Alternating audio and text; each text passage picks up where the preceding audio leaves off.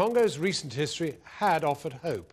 A fresh peace deal agreed in January between the Congolese government and the majority of the rebel groups operating in the eastern Kivu region, next door to Rwanda. The aim, to end months of violence that displaced tens of thousands of people. But many of the rebel groups who've signed the deal have been blamed for the continuing atrocities. One of the most notorious of them, the FDLR, or Interahamwe, did not participate in the active engagement deal. The FDLR is made up of Hutus who crossed the border after the 1994 genocide in Rwanda.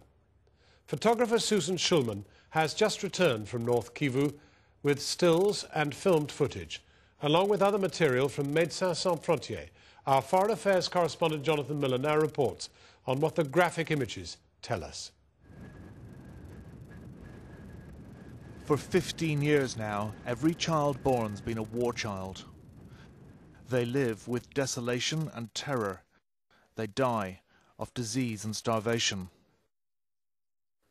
And they grow up too fast. Their mothers and sisters are raped, and their fathers are probably dead.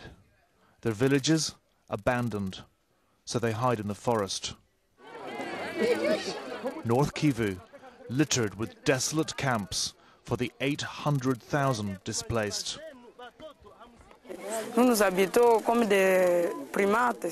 We live like apes, like monkeys. We make shelters for ourselves. We make them with leaves. They become our homes. The future is to die. It's dying because of all the problems. I was born during the problems. Today I'm 18 years old. As you can see, it's awful. The ripple effects of the genocide in Rwanda still reverberate in the green hills of Kivu. A four-way civil war raging on here, even though they signed a ceasefire 2 months ago. It's killing 45,000 people every month, 1,500 a day, and half are children.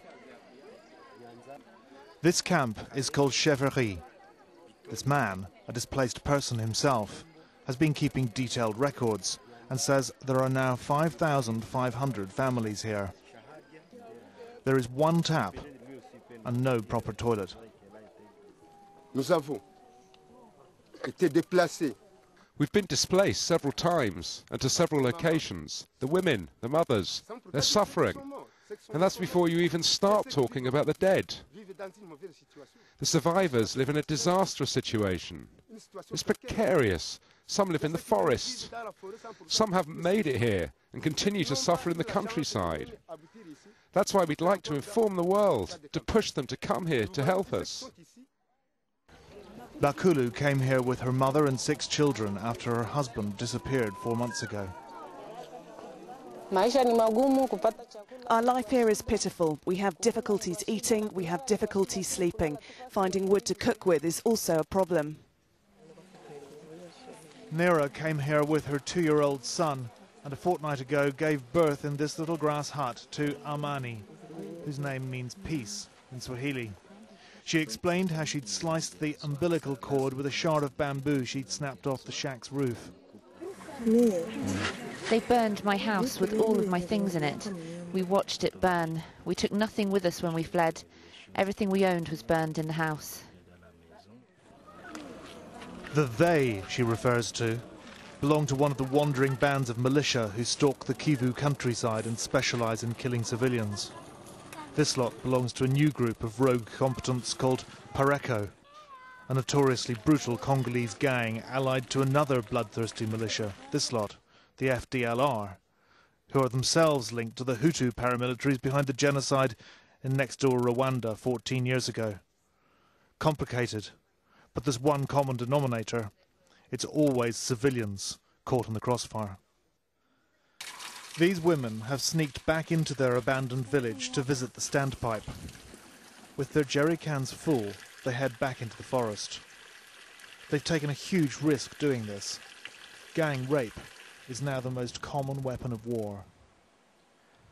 The village of Kalembe, which those women had sneaked back into, is deserted other than some FDLR soldiers. The charity Médecins Sans Frontières has finally negotiated access, and set up a mobile clinic here. The people can't return home. If they do go back, their food will be stolen. Their women will be raped. They will be attacked. And what you see is the result. This is the result. A scared 18-year-old girl called Sifi, kidnapped by rebel soldiers and for 2 years raped so violently and so often, she was left paralyzed and incontinent. Sifi became pregnant, but her rape baby was stillborn. She's just undergone surgery. Sifi says she lost her mind. The same rebels came into our village and started killing. There was shooting and guns and knives, and then suddenly I saw my father killed with a knife and my mother by a gun. I couldn't even contemplate what had happened, so I ran away, just ran away as fast as I could. I lived in the bush around my village. That's where I was when the rebels raped and took me. I stayed with them for 9 months. The documented age of Kivu's rape victims is beyond belief, from toddlers to septuagenarians. This little girl is 2. She was raped. Many who survived these horrors contract HIV. Others find themselves ostracized. There were 2 of them. They were heavily armed.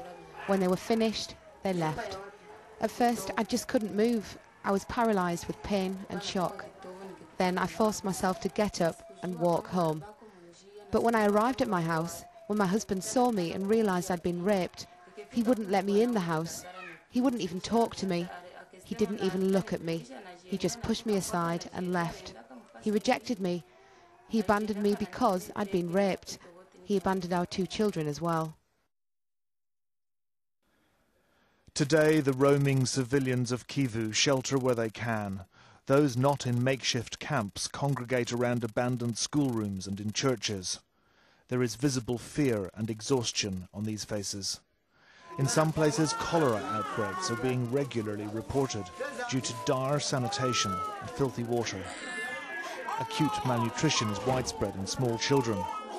Food supplies rarely make it through rebel lines. This month alone, more than 20,000 children will have died here from hunger and easily preventable diseases.